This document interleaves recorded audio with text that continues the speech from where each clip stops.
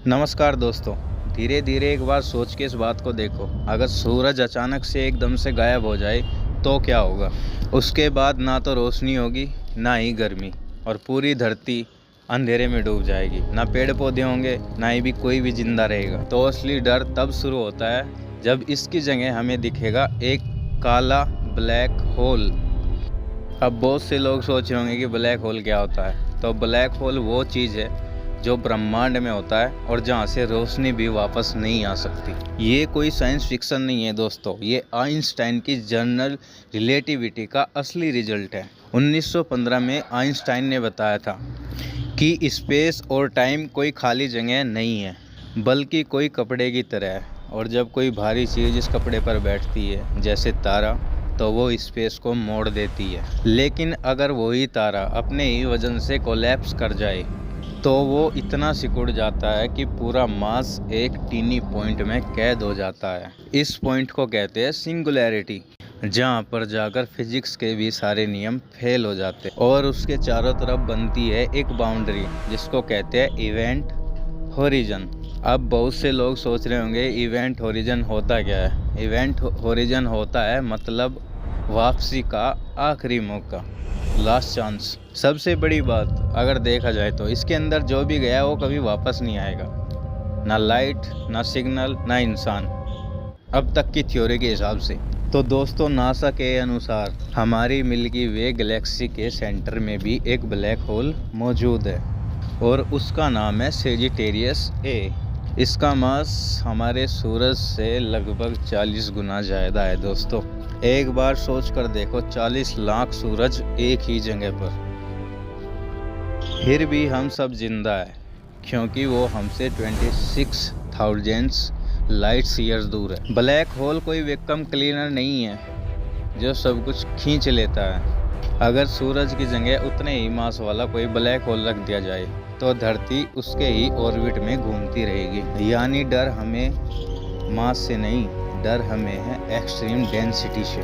लेकिन असली रहस्य तब खुला जब 2015 में लिगो और ऑब्जर्वेटरी ने पहली बार गुरुत्वाकर्षण का पता लगाया। ये वेव्स पैदा हुई थी दो ब्लैक होल के आपस में टकराने से। हैरान करने वाली बात यह है दोस्तों कि उनकी टक्कर में जितनी एनर्जी थी उतने सारे यूनिवर्स के तारों में मिलकर भी नहीं है। कहने का मतलब है कि ब्लैक होल्स चुपचाप बैठे नहीं रहते हैं, ये आपस में टकराते भी है और पूरे के पूरे यूनिवर्स को हिला के रख देते। उसके बाद आता है 2019, जब इंसानों ने पहली बार ब्लैक होल की तस्वीर खींची थी। इवेंट होरिजन टेलीस्कोप नाम की एक ग्लोबल टीम ने पूरी धरती की एक रेडियो टेलीस्कोप को जोड़कर एक प्लैनेट साइज कैमरा बनाया। उसके बाद फिर उनको कैप्चर किया गया, उसको नाम दिया गया M87 गैलेक्सी के सेंटर में मौजूद ब्लैक होल। ये ऐसा था जैसे एक चमकती हुई रिंग और बीच में बस गहरा अंधेरा। वो अंधेरा असल में उसकी शैडो थी। इतिहास में पहली बार हमने उस चीज़ को देखा था जिसे हमने उससे पहले सिर्फ क्वेश्चन में पढ़ा था। लेकिन दोस्तों, कहानी यहीं पे ख़त्म नहीं होती।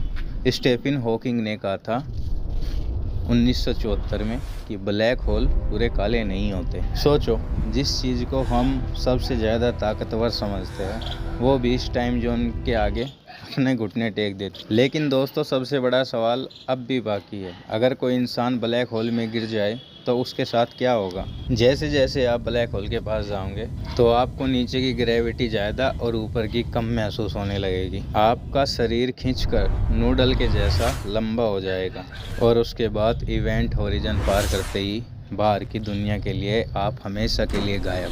लेकिन हो सकता है कि आपके लिए शायद टाइम रुक जाए। कुछ थ्योरी ये भी बोलती है कि ब्लैक होल के अंदर एक दूसरा यूनिवर्स भी हो सकता है, या फिर एक वॉर्म होल जो कहीं और निकल जाए। देखा जाए दोस्तों, तो आज ब्लैक होल हमारे डर की वजह नहीं, हमारी समझ का एक दूसरा दरवाज़ा है। इन्हीं की वजह से हमें पता लगा कि यूनिवर्स कितने स्ट्रेंज, कितने मिस्टीरियस और कितने ज़्यादा खूबसूरत है। कभी कभी सबसे अंधेरी चीज़ें ही सबसे ज़्यादा रोशनी देती है। तो अगली बार जब भी आप आसमान देखो तो हो सकता है कि उस टाइम पे कोई ब्लैक होल सब कुछ निकल रहा हो।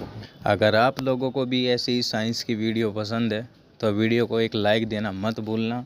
और चैनल को सब्सक्राइब कर लो, क्योंकि ब्रह्मांड और यूनिवर्स के मिस्टीरियस रहस्य अभी ख़त्म नहीं हुए, अभी तो स्टार्ट हुए हैं।